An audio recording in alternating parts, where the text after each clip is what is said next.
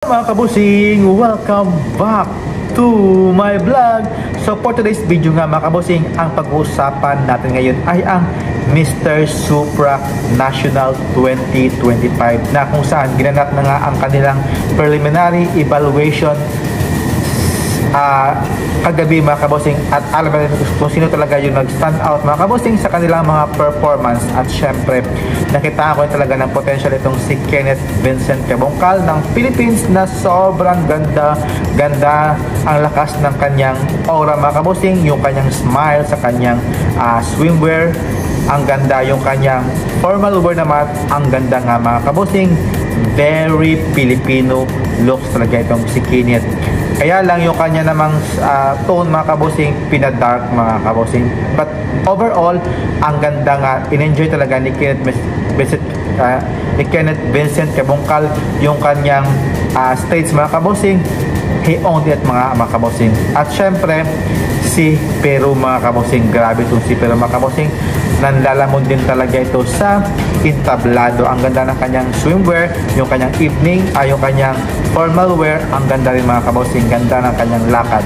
At syempre si Mexico mga kabosing, yung kanyang sa swimwear mga kabosing, grabe, ang ganda ng kanyang tindig dito, yung kanyang smile dito na parang yung nagbibit siya sa kanyang music mga kabosing. Kaya okay na okay sa akin yung kanyang performance sa swimwear at sa formal wear mga kabosing. At andyan na nga si Mr. France na ang ganda ng kanyang katawan mga kabosing, very manly, at yung kanyang galawan niya mga kabosing dito sa stage sa preliminary, ang ganda ng kanyang execution, yung kanyang katawan talaga ang nagdala, yung kanyang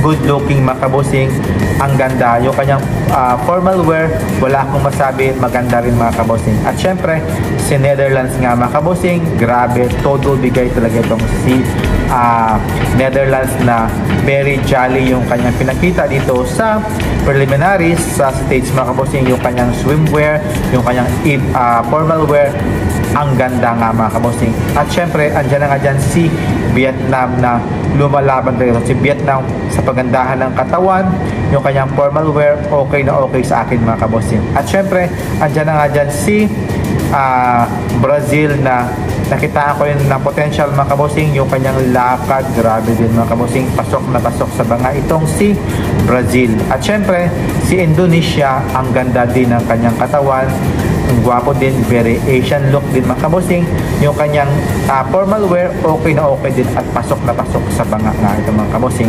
At andyan na nga si India na ang ganda rin ng kanyang performance dito, yung kanyang very long hair, yung kanyang formal wear, ang ganda.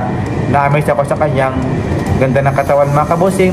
Kung magpa-haircut ito mga kabosing, pak na pak talaga itong si India. At syempre andyan na nga dyan si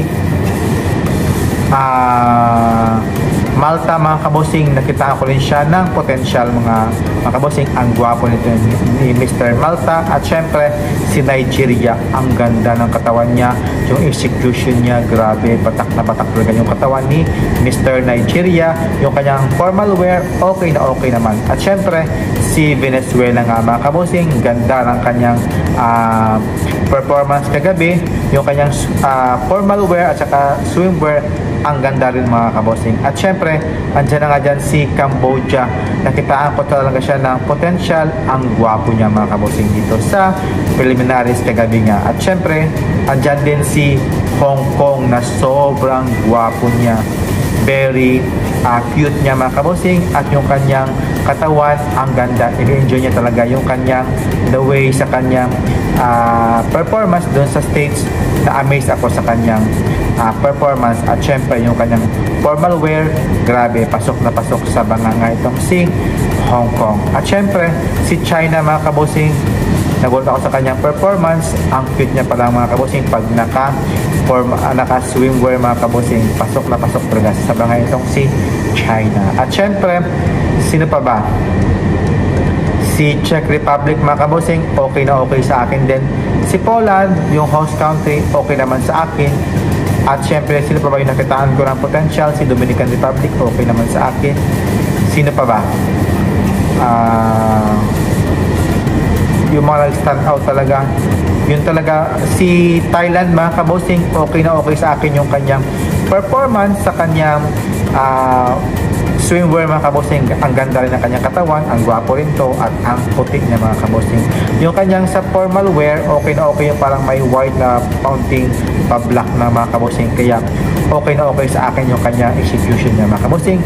At maraming salamat mga kabossing, at thank you for watching, and see you in my next vlog. Keep safe po.